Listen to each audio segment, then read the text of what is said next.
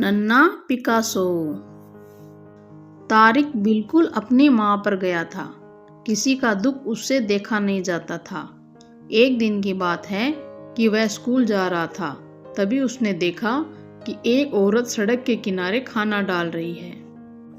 Aunty, यह सब आप यहाँ क्यों फेंक रही है? तारिक ने उनसे पूछा। खाना खराब हो गया था। कूड़े नापदान में दाना फेंकना या नाली में बहाने से पाप लगता, सो बेटे यहाँ डाल दिया ताकि कोई कुत्ता या गाय खा लेगी। मगर आंटी, सड़ा खाना खाकर अगर कुत्ते या गाय की तबीयत खराब हो गई तो उन्हें डॉक्टर के पास कौन ले जाएगा? तारिक ने परेशान होकर पूछा। उसकी बात सुन वह औरत हंस पड़ी और खाली कटोरा ले अपने घर की तरफ मुड़ी। तारिक अपने स्कूल का बैग उठाए बस स्टॉप पर जाकर खड़ा हो गया। आज उसका अंग्रेजी का टेस्ट है, मगर दिमाग उलझा है कि कहीं मोहल्ले का कोई कुत्ता या गाय खराब खाना खाकर बीमार न पड़ जाए, फिर सारी रात बेचारे पेट के दर्द में रोएंगे। तारिक स्कूल में जैसे ही घुसा, उसको अपना प्यारा दोस्त आमिर नजर आया। उसे देखकर वह सब कुछ भूल गया। आमिर का बायां पैर दाहिने पैर से कुछ छोटा था, जिसके कारण वह लंगड़ा कर चलता था। कक्षा में सब उसका मजाक उड़ाते थे। तारिक की इस बात पर कई लड़कों से मारपीट तक की नौबत आ गई थी, मगर लड़के हमेशा उसे देख गुनगुनाने लगते। लंगड़ दीन बजाए बीन, घड़ी में बजा है 3:30। तारिक उन्हें जितना मना करता उतना ही वह मजा लेते। बेचारा आमिर सर झुकाकर बैठ जाता। उसका उदास चेहरा तारिक से देखा न जाता और लड़ाई शुरू हो जाती। आमिर से ईर्ष्या करने की एक बुनियादी वजह थी। आमिर शरीर से ऐबदार जरूर था, मगर ऊपर वाले ने उसको गजब का दिमाग दिया था। वह कक्षा में प्रथम श्रेणी में उत्तीर्ण होता और ऊपर से ड्राइंग बनाने में उसका कोई जोड़ न था।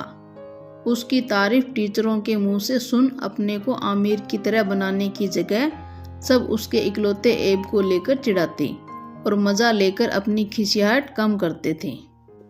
यह बात आमिर और तारिक दोनों जानते थे, तो भी तारिक को आमिर की तरह हर बात मुस्कुराकर भुला देना पसंद न था।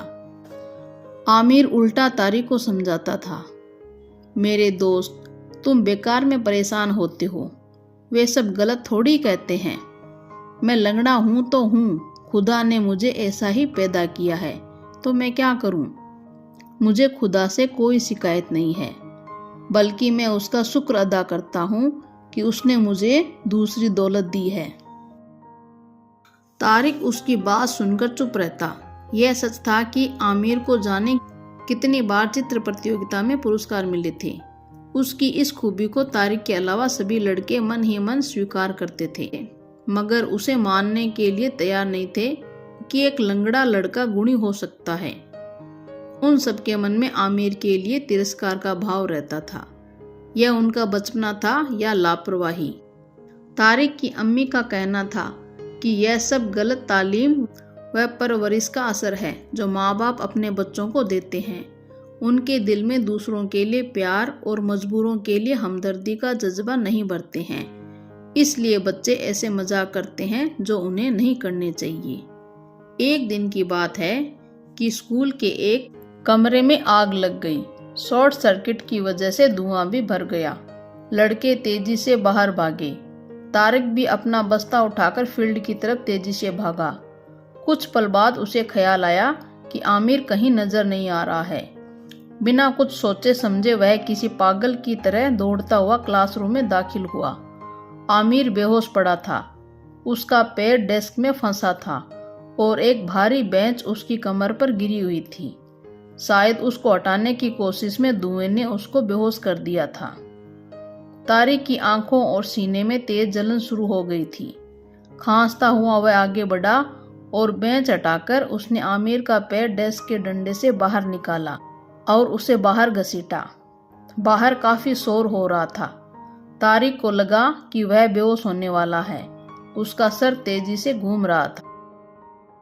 प्रिंसिपल के कहने पर चपरासी और चौकीदार क्लासरूम में दाखिल हुए, मगर तब तक वह आमिर को बाहर घसीट लाया था।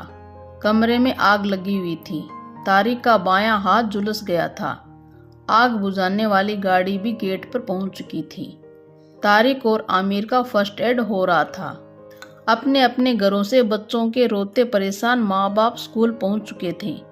हालात काबू में आ चुके थे, मगर अचानक हुए इस हादसे ने सबके हवास गुम कर दिए थे। तारिक के झुलसे हाथ देखकर किसी बच्चे की माँ ने हमदर्दी से तारिक की अम्मी से कहा, अच्छा प्यारा सा बच्चा, अब बैठे बिठाए ऐबदार हो जाएगा अगर हाथ पर जलने का दाग पड़ गया। तारिक की अम्मी ने डबडबाई आंखों से बेटे को देखा।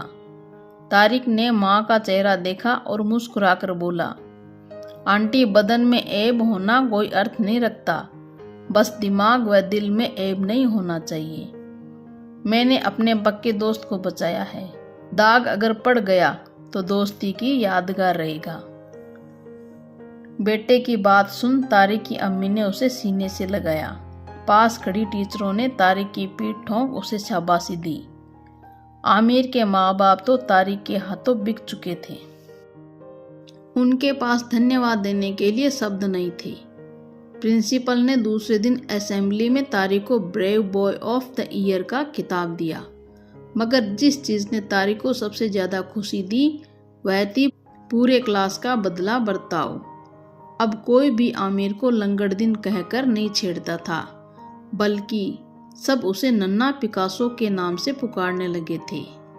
फ्रांस के इस महान कलाकार का नाम सुन जब भी आमिर मुस्कुराता है तो उसके चेहरे पर 1000 चांद चमक उठते हैं और तारिक की आंखों में लाखों जुगनुओं की चमक आ जाती है।